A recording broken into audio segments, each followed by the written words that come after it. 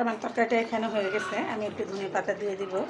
তরকারির স্বাদ হলেও একটু ধনে পাতা দিলে বেশি ভালো লাগে, তো যারা ধনে পাতা পছন্দ করেন তারা অবশ্যই দিয়ে নেবেন। তো তরকারিটা আমি কীভাবে রান্না করলাম সম্পূর্ণ ভিডিওটা আপনাদের সাথে শেয়ার করলাম। আমার ভিডিওটা না টেনে দেখবেন, আর এরকম করে সুস্বাদু কাটা মাছ দিয়ে বটবটি দিয়ে চুল খেয়ে দেখবেন রান্না করে। তার ভিডিওটা আমি এখানে বড় না করে আমি এখানে রেখে দিলাম। আসসালামু আলাইকুম।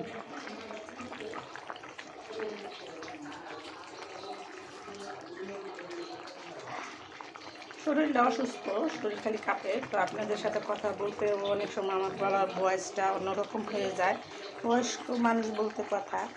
আমার রান্নাগুলো কিন্তু আমার মা চাচিরা, আমার মা যেইভাবে রান্না করতো আমি সেইভাবেই রান্না করি। আমার মা আমাদের যেভাবে শিখাইছে আমরা সেভাবেই রান্না করে খাওয়াইছি, আমরা সেইভাবেই শিখছি আর সেইভাবেই রান্নাটা করি, আর আপনাদের সাথে শেয়ার করলাম।